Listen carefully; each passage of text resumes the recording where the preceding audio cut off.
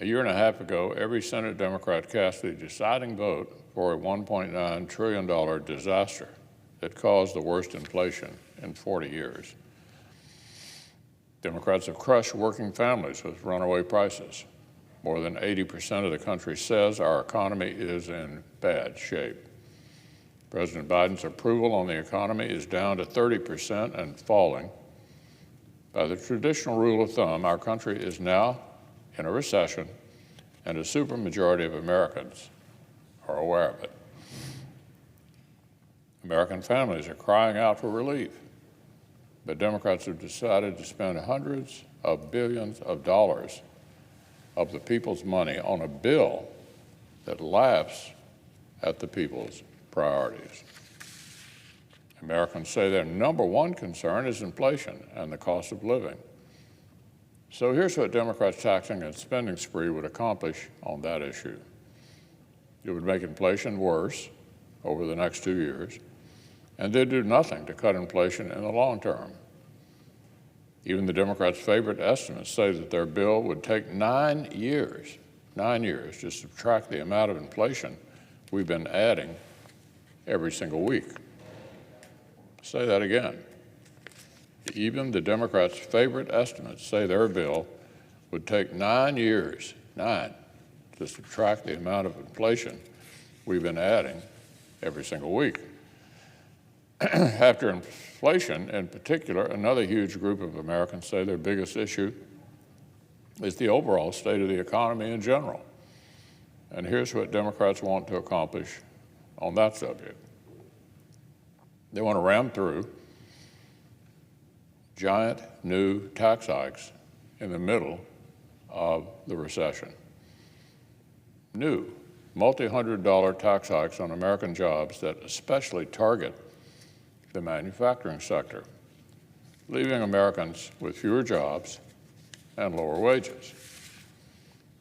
New tax hikes on American natural gas and crude oil. Higher fees for producing energy on federal land, leaving Americans with higher electric bills, higher utility bills, higher gas prices, and more dependence on foreign countries that don't like us. In a time of inflation, Democrats also want to spend $80 billion to roughly double the size of the IRS so they can shake more money out of the American people through harassment and audits, using taxpayer money to make taxpayers' lives worse. So what do Democrats want to do with all the money they want to drain out of Americans' pockets in the midst of this recession?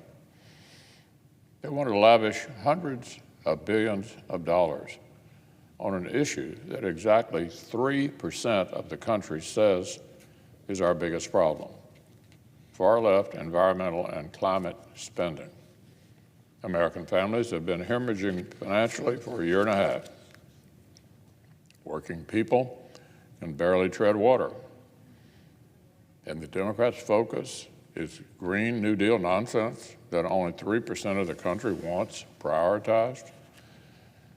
Big subsidies to help rich people buy luxury cars and new stoves. Taxpayer funding for environmental protesters. A huge catalog of nonsense that would not put a dent in global emissions, while countries like China continue to emit more and more. So I would dare any of our Democrat colleagues to walk up to a working-class American on the street and ask them what the government ought to spend hundreds of billions of dollars on. Well, first off, in a time of inflation, they'd probably tell them not to spend hundreds of billions of dollars in the first place.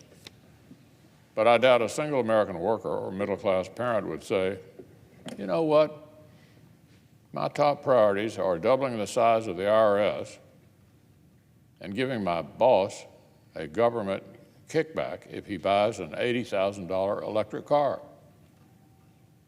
Do you know a single normal American family that is clamoring for this nonsense? Americans want lower prices. They want border security. They want more police and public safety. Americans don't want tens of thousands more IRS agents. They want more Border Patrol and ICE agents. Americans don't want Democrats to regulate us into an even deeper recession. They want liberals to let police officers bring law and order back to our streets.